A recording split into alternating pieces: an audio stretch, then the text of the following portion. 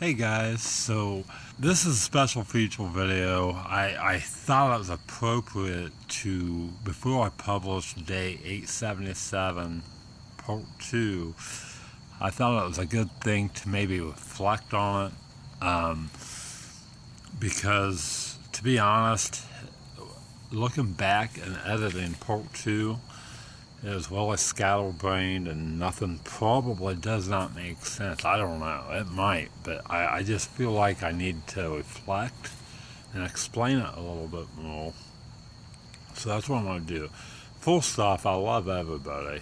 I had no malice in my heart, no hate towards anybody. And honestly, I didn't really remember even filming that night. It's not that I had a blackout. I did not have a blackout. I was well aware of my surroundings and everything. Just a very confusing, hard night, as you guys will find out. But I just felt it was well necessary to reflect on day 877. I'm probably going to do a reaction video to down the road, rewatching it, because it was probably the second lowest moment of my life. Now, what happened is that there was a perfect storm, and yeah, I was going to shoot this somewhere else, but it just all of a sudden started raining, so while I'm under the tree. But anyway, so what had happened is I've always got along with everybody. I have no enemies. I've never had a relationship in my life fail, ever. And the most important relationship I had started, it's been almost 20 years ago now. And I dated someone for 16 years. So anyway, this heartbreak I've had the last 3 years, and it's I'm not talking bad about this other person ever. I never would. I mean, behind God, this person's the most important thing in my life. So anyway, it is like pulling down raining. But anyway, so day 877, I was really bad. Okay, day 877, one of the lowest points of my life. I was at my breaking point. I'll never have no ill will, no ill intent towards anybody, though. It wasn't that breaking point. I was just at my wit's end, just overwhelmed with emotion. So the second most important relationship in my life ever started 20 years ago, and it lasted 16. And the last 3 years has been pretty bad. I started vlogging shortly after the relationship ended. I'm not putting down the privacy of this person who I love so much is 100% completely protected, and I will never, ever put her down. So that's why I'm vague. I'm very vague. So if there's confusion with stuff, that's why. And someday I may go more in detail about stuff, but still always protect your privacy. So after 16 years, I mean, it like 3 years ago was the lowest point in my life. This is probably the second. I mean, I'm really struggling. I'm pretty open on Facebook. I've always been an open person. I'm not that private. There's some things I am private on, absolutely. But I've always been open. A lot of my struggles, I'm open to bring on awareness and to let people know they're not alone. Because one thing that's helped me in life with my anxiety is to know that I'm not alone. It's helped me a lot. Almost every celebrity out there that I look up to has anxiety. Almost, my favorite football coach, Urban Meyer, has anxiety to the point he had to take a year off coaching before he took the Ohio State job. But anyway, again, let me emphasize, I have no hate towards anybody. I love everybody. I've been fortunate my whole life. I've never been attacked. I've never been caught up in drama. Everybody's always come to me for advice. I've been the rock to so many people because I've always kept a level head. I always have very sound, practical advice that's based on the Bible. And I still get people coming to me in the midst of my crisis for advice, and I appreciate it. But I've always been in the middle of other people's relationships, but I've never got caught up in the middle of it. I don't know if that makes sense. I've never got caught up with drama. I'm friends with everybody still to this day. I never got caught up in drama in high school even.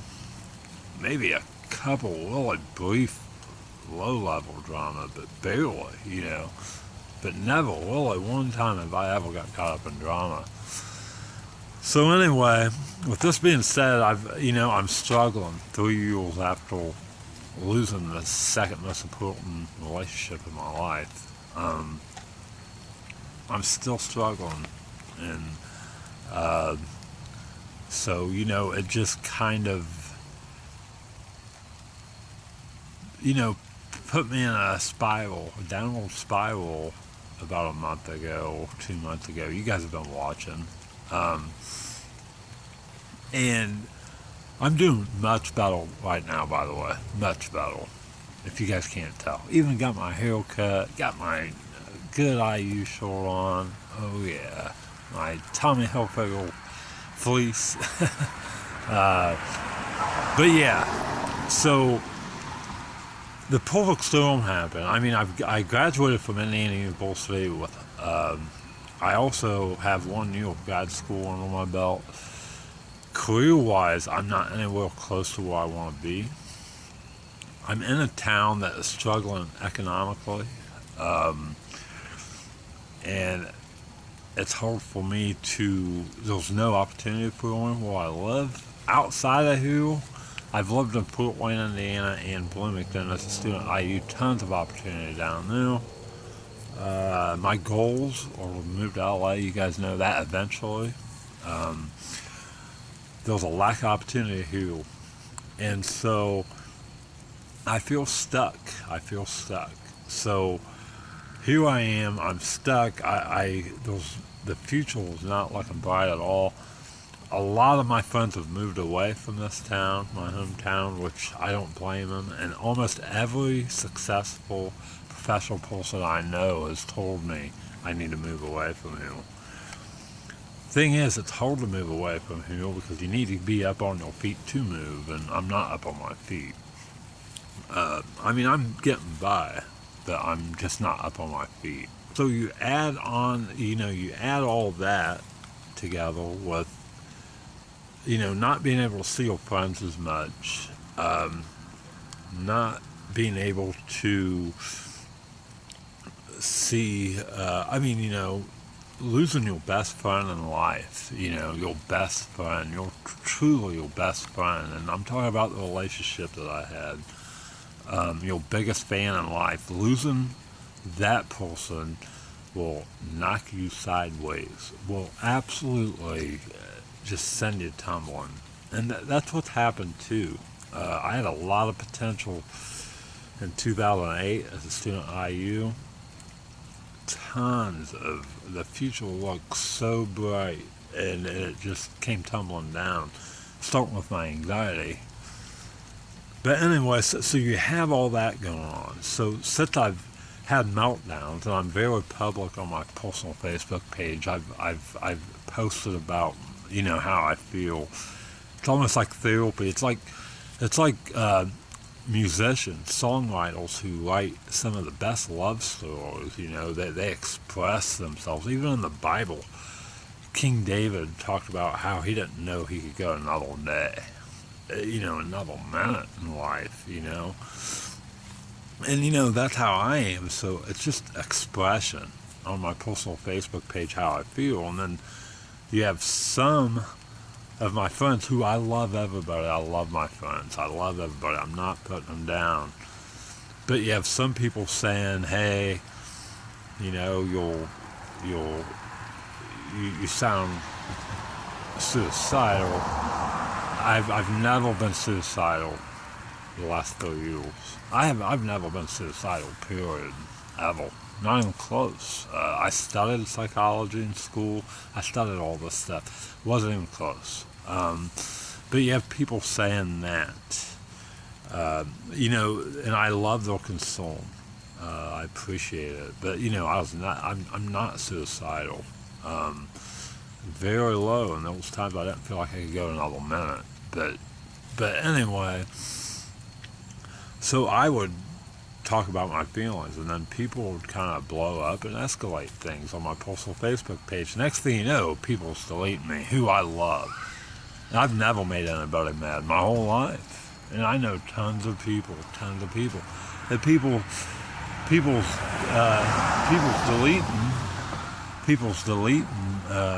delete me. So you lose your number 2 relationship in your life, behind God. Then you lose relationships with people you love totally. And that becomes a crisis in itself. So that now you have, not only have you lost the second most important relationship of your life, but you've lost all these other important relationships. Because I think getting deleted off Facebook or blocked is, and I've never harassed these people at all.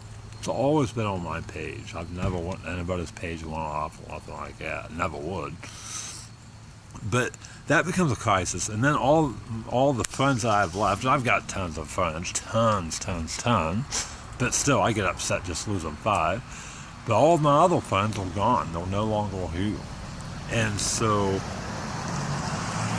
then you feel like everybody thinks you're crazy, so you don't want to leave. And then you become isolated. And I'm a people person, a social butterfly, and you guys should know this by watching my vlog now, for 2.5 years. I'm a social butterfly, so you have all this going on. I am not shy when sharing my low moments or my struggles on my personal Facebook page. Now, I have a lot of people on my Facebook page that have it worse than I do, and I realize that. So a couple months ago, I put them on restricted. You can restrict people what they see, because I didn't want to bring them down further on what they already were. Okay, so I took, I put them on restricted, and then I have other young people that I love that I put on restricted. Everything's going good in their life. I didn't want to inject any negativity in their life. I don't want them to see me like this. So I put a few people on restricted. That went on a couple months ago. Then you have this. On top of that, I'm trying to reestablish a relationship with somebody, strictly friendship. So let's try to speed this up. Day 875, this is what happened. I'd been so down, my cell phone is dead. I didn't even charge it. That's how down I was. For 2 or 3 days, I didn't even charge my cell phone, and it was off. Pretty much. I got text from this person. I go over to a friend's house, and they're like, hey, somebody's messaging the close relationship that I have. And I didn't think nothing of it. That was Friday night. Saturday, I look, and this person deleted me off Facebook. I thought, man, that's messed up. Didn't really do nothing. So then Sunday happens. I get up. Sunday, what happens is I was having a meltdown on Facebook, and then all of a sudden I noticed this person blocked me. Not only deleted me, but blocked me on Facebook, okay? So that's what's going on with that. So you have that going on, which tells me that these people have taken screenshots and sent it to this person, okay? So now my trust with all my friends, everybody in my life, all-time low, like that. Boom. Somebody has, and these people don't know this person. this close relationship that I have. Nobody knows them, okay? Completely out of line. If they knew this person and we all grew up together, it would be a different story, but this was completely out of line. So you had that going on. Then I get a comment from somebody who was struggling 100 million times more than me. And I thought I had restricted them a couple months ago because I didn't want to bring them further down. Immediately, I restricted these people, okay? That's when things really got crazy, okay? And keep in mind, I just found out that this special person in my life, this close relationship, I got blocked. I just found out. Because I turned on my cell phone, I finally got all those texts Friday. Because I didn't really believe that anybody got a hold of this person, but they did. So I checked my text. I finally chose my phone, checked my text, and I seen all the texts. And then I checked, and I had been blocked on Facebook. And the texts were nothing but love and nice, okay? So I just found that out. Then I have people breaching my trust. The worst ever, okay? People sending screenshots of what I post to this person. I don't know if that was going on, but something was going on. I still don't understand what was going on. Then I get a tag, okay? I've been on Facebook ever since it came out, when only college students could be on it, when I was at IU, 2004, I believe. And so all this was going on. So I get tagged. And I get people who deleted me months ago that I know commenting, popping up commenting. I'm really good at Facebook. I know how to handle things certain ways. I know how to untag yourself and all that. Well, I couldn't untag myself. I couldn't untag myself because I knew what was going on was bad. I was getting slammed for putting this person on restriction. But I had nothing but 100% good intentions, and it wasn't based on the breach of trust going on my Facebook, okay? Okay, that had nothing to do with it, even though I just posted about it, like, you know what? I'm going to start putting people on restricted because somebody has breached my trust. I did post that, but people took that like I was attacking this other person who had less, who's really going through a hard time, who commented on one of my posts. And so that got all jacked up. And so next thing you know, I'm getting all the ding ding dings like a machine gun notifications, people commenting on this tag I was in. I wasn't about to go check that out, so I couldn't.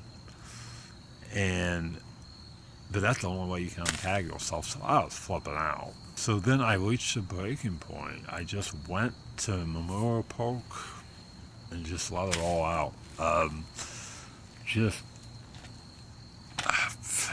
was just numb. I was at my breaking point. And I was never about to harm myself. I wasn't ever, I wasn't losing it. I needed to get away. And honestly, I can't believe I filmed it. I filmed it and it helped me. Vlogging and talking to this camera is therapeutic to me. And so anyway, so that's what went on. So hopefully this makes a lot more sense. I just feel like everything in my life was unraveling. And the people who was mad at me were some of my closest friends. And so, yeah, I was hurting pretty bad. And I don't know. I'm doing so much better now, and I can't wait to get past these vlogs that I'm editing now, because you have to relive everything. But thanks for watching, guys. Hopefully soon I will actually publish part 2 of day 877. But thanks again. This was a reflection, a personal reflection of me on day 877, explaining exactly where I was at that point. Because like I said, it was scattered. The vlog was scattered. all over the place, and it probably doesn't make sense to a whole lot of people. So I made this video, and thanks for all the love and support. I'm going to continue to try to vlog. The future's looking bright, and God bless everybody. Till next time. Peace.